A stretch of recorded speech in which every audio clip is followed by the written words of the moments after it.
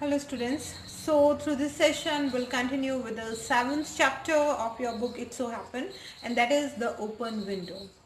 Actually a main character of the story is there, Phantom Nutter.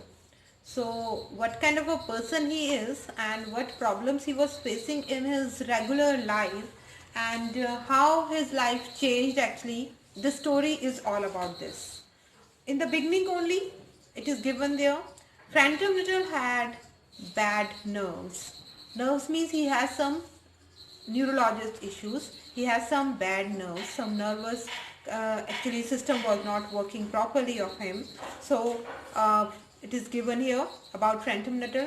Then further, he retries to the country for cure and calls on a family friend. So actually he changed the place for the treatment only. He went to a countryside, and a family friend was there at that place, and he went there only to that friend. The lady being busy upstairs, her young niece refers to a family mishap with focus on the open window. So this, in the last line, it is given just a kind of first scene as it was created there when Phantom Little reached there at that place, countryside. So there, here is the introduction of the chapter, and now I am starting to read it first. My aunt will be down presently. So you know that when Phantom Little reached there, so actually that lady was not there, but her niece was there, and she was doing some work by opening the window there only. So as he saw that person, he said, my aunt will be down presently, Mr. Nuttall, said a very self-possessed young lady of 15. In the meantime, you must try and put up with me. So as Phantom Nuttall reached there, and the girl, just age of 15, she just saw him there. So she just given instructions that my aunt is not here, but okay, if you have reached here, then I will just entertain you here, and whatever problem you are having, you can share along with me. Phantom Little endeavoured to say something which should duly flatter the niece of the moment without unduly discounting the aunt that was to come. So Phantom Little just that time only endeavoured. Endeavoured means when you tried something. He just tried to say something. What he wants to say actually, that we just flatter the niece. He want to make the young lady happy. So she is saying like that only, that the girl should be flattered by his voice without unduly discounting the aunt that was to come. And he does not want to actually discuss over the arts only. He wants to continue with the conversation with the self-possessed young lady. Self-possessed means some who is calm and confident. That is called self-possessed. Now further, privately he doubted more than ever whether these formal visits of successions of total strangers would do much towards helping the nerve cure which he was supposed to be undergoing. So actually he was doubting, Mr. Nuttall, that will it be helpful that only a young lady is there, and the lady with whom he wanted to meet, she is not present there. So is it actually done? Is he on the right place, and will they treat him properly? Was it somewhere he is doubting them. Now see, I know how it will be. His sister had said when he was preparing to migrate to this rural retreat. So that's a kind of village area, rural retreat. And why it is so? Because actually some nerve treatments were given there, and it used to be on the calm places. So that's why he went there. So he is just remembering his sister's voice only when she was saying that I know how it will be, that how your treatment will continue there. And then she said that you will bury yourself down there and not speak to a living soul, and your nerves will be worse than ever from mopping. And he just reminding that only. And those words whatever his sister had told him when he was moving towards that countryside, and his sister told him that I know what kind of a treatment you will receive there, that you will be there, you will be almost buried in a lonely place, and there were no one with whom you can talk, and definitely your nerves will be worse. Even it will not be treated properly, but your symptoms will be worse. I shall just give you letter to introduction of all the people I know there, and on the other hand she had given a letter also to Phantom Nuttall, so that whoever people are living there at that place, those who are in contact with the sister of Phantom Nuttall, so he should just introduce them himself like that only for any help and all.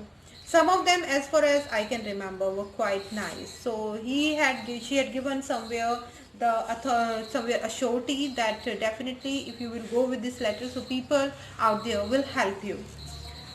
Frentham wondered whether Mrs. Sapleton is the lady there who is going to treat Frentham Nuttall. The lady to whom he was presenting one of the letters of introduction came into the nice division. So Mrs. Sapleton, Miss Frentham Nuttall, he just going to visit Mrs. Sapleton there, and she is a nice lady and ready to help the visitors. Do you know, many of the people round here, asked the niece, when she judged that they had sufficient silent communion. So that young niece of Mrs. Sapleton, she just started talking with Frentham Nuttall, and she said that, do you know many of the people around here? Do you know the people? What kind of a people live here? And then she is judging that there is a kind of silent communion between Frentham Nuttall and that girl. She judged that Frentham Nuttall is not replying properly actually. Hardly a soul, said Frentham Nuttall. Frentham Nuttall said, no, I don't know anyone here, hardly. I know few of the people. My sister was staying here some 4 years ago, and she gave me letters of introduction to some of the people here. So how actually he knows the people there, that also he explained, and he said that my sister was living here 4 years ago and she had given me a letter, and through that letter only I'm going to introduce myself to the people here. He made the last statement in a tone of distinct regret, and like how he is speaking as he's showing some kind of regret. He should not come there. He is feeling so that regression is just clear in his voice as he's talking to the young girl. Then you know practically nothing about my aunt, persuaded the self-possessed young lady. So the young lady, she is just introducing her aunt only, and she said that you don't know about my aunt. Only her name and address, admitted the caller, and Frentham Nuttall admitted that yes, I don't know your aunt much, but only I know her name and the address as I had reached here. He was wondering whether Mrs. Sapleton was in the married or widowed state, and indefinable something about the room seems to suggest masculine habitation. So actually Frentham Nuttall is sitting at their home and he is observing everything, and he is unable to get, as he does not know anything about Mrs. Sapleton, so he is unable to get that whether Mrs. Sapleton is married or she is a widow, because whatever condition of the room was there that time, it was showing that some male habitation was there, means some male person was living there in that room. Her great tragedy happened just 3 years ago, said the child. That would be since your sister's time. So the niece of Mrs. Sapleton, she started talking to Frentham, and she started telling to Frentham about Mrs. Sapleton, and she said that a great tragedy happened with Sapleton family almost 3 years ago, when her sister, Frentham little sister, was also there. Her tragedy? Asked Frentham. Somehow in this restful country, sport tragedies and seemed out of place. So Frentham Nuttall was amazed that it's a peaceful place, and what kind of a tragedy could be happened here? What tragedy you are talking about? You may wonder why we keep that window wide open on an October afternoon, said the niece, indicating a large French window that opened onto a lawn. So she just signaled towards a long window, and she said that don't you know that why we used to make that window open every evening, and it is open almost from October, and definitely there's a story behind that. As we will move further, we'll come to know about that. And that is a large window, and on the other side a big lawn was there, which was quite visible from that window. So it is quite warm for the time of the year, said Phantom. But has that window got anything to do with the tragedy? So Phantom Little had given his own idea that definitely you had opened the window, definitely it is somewhere warm here in this room. That's why, that is the reason. But then suddenly he said, is there anything related to that tragedy you are talking about? And is there any connection of that window also with that tragedy? Out though that window, 3 years ago to a day, her husband and her two young brothers went off for their day's shot shooting, and they never came back.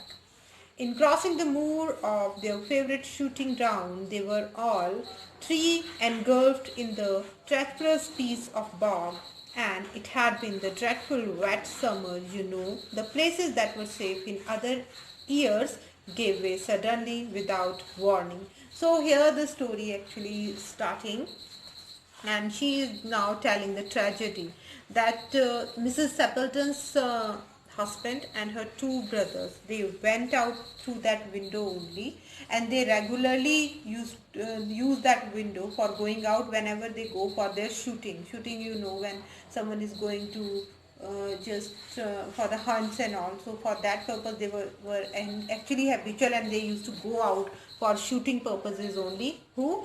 Phantom Little's husband and her two brothers. So she's telling the same, that they just crossed that window once and then they didn't come back. So here likewise she's giving the introduction of the story.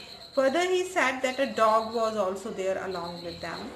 Now their bodies were never recovered, and it is said that they were just died somewhere during the hunt only, during the shooting only, and their body also no one had found that after that.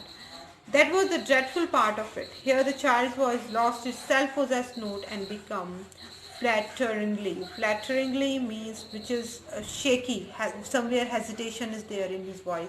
And as he was continuing with the story, so the voice of the young lady was not self-possessed, not confident, but how it was just shaking, and somewhere hesitation was there in his voice. So poor aunt always think that they will come back someday, and then the little brown spaniel, that is the name of their dog, and was lost with them and walk in that window just as he used to do. So he has just told that why that window was open. She said that my aunt used to think that definitely they will come back through that window only as they used to do earlier, and that's why that window is open for months, and the spaniel, the dog who went there along with them, he will also come back. So in the wait of them only the window was open.